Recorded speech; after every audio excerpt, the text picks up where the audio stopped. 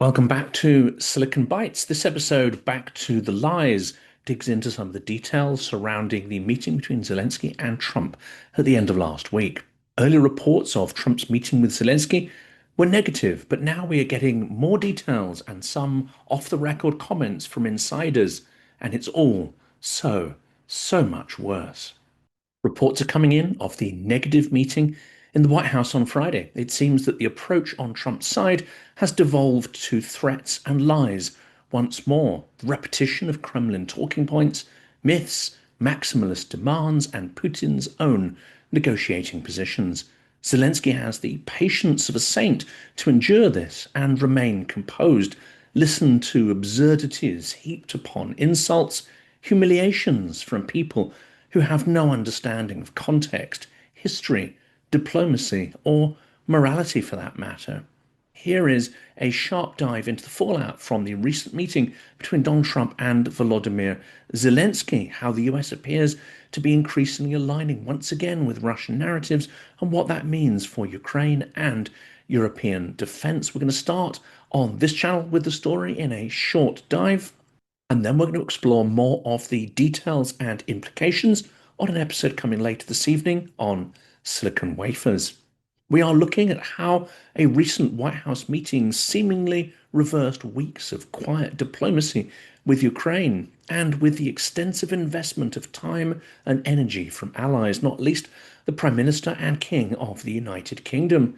We look at how the US role seems to have become an amplifier for Russian coercion and why this is not just a US-Ukraine moment, but a symptom of the US shift in alignment with authoritarian models of governance and the transformation of foreign policy into a purely transactional process devoid of all values.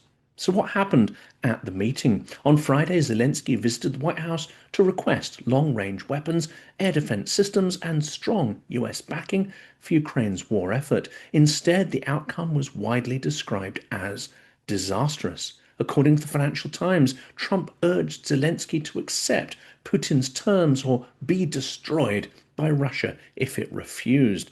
That article came out in the FT yesterday, October 18th. The article reports that Trump dismissed Ukrainian battlefield maps and promoted Putin's talking points, including surrendering the entire Donbass region. And this from The Guardian. During a White House meeting with Ukrainian President Volodymyr Zelensky, US President Donald Trump expressed hesitancy about supplying Ukraine with Tomahawk cruise missiles.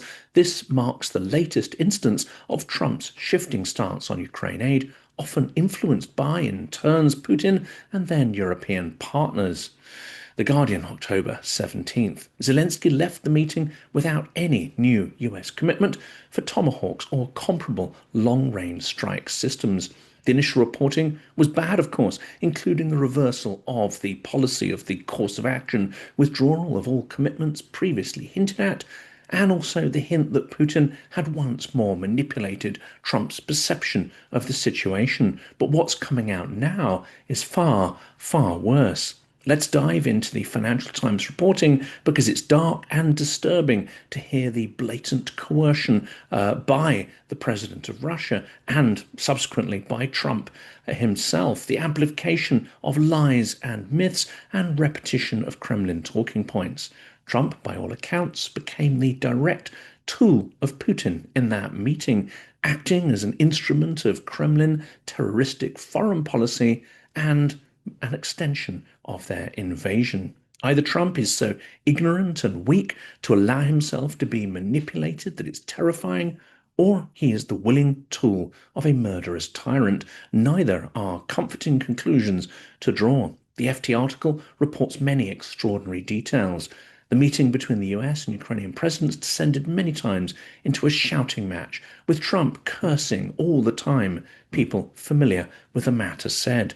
There is a detailed description of the moment where the US president tossed aside maps of the front line in Ukraine and repeated the Kremlin negotiating position that Zelensky surrenders the entire Donbass region to Putin.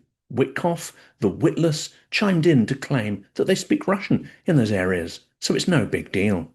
That people so ignorant, so callous, and so inept should have responsibility for so many lives is, I'm afraid, a very poor reflection of the US system and choices made by the US electorate. Apparently, Trump and Witkoff repeatedly echoed talking points that the Russian leader had made in their call a day earlier. According to the Financial Times article, Ukraine ultimately managed to swing Trump back to endorsing a freeze of the current front lines.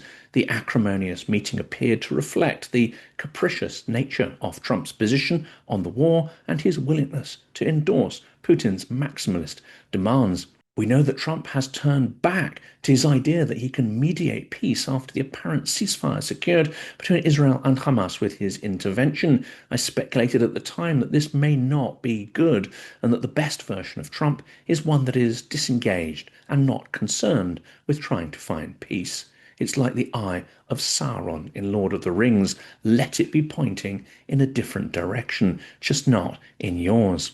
Zelenskyy and his team went to the White House hoping to persuade Trump to supply them with long-range Tomahawk cruise missiles, but the US president declined to do so, and now we know this was not a simple dismissal, but one richly laid out with expletives, threats, coercion, and grotesque demands. As the Financial Times suggests, the tense meeting echoed a similarly fractious encounter at the White House in February, in which Trump and Vice President J.D. Vance lambasted Zelenskyy for what they characterized as a lack of gratitude toward the US. It seems we are back to threats and lies.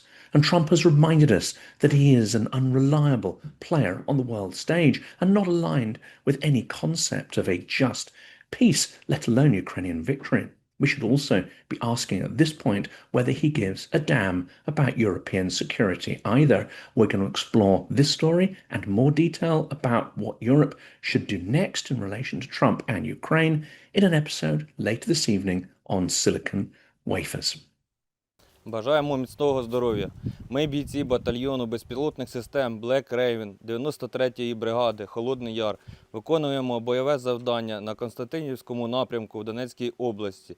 Для їх успішного виконання наш підрозділ має потребу в пікапах для виїзду особового складу на позиції, евакуації, своєчасного підвозу боєприпасів, дронів та обладнання в район ведення бойових дій.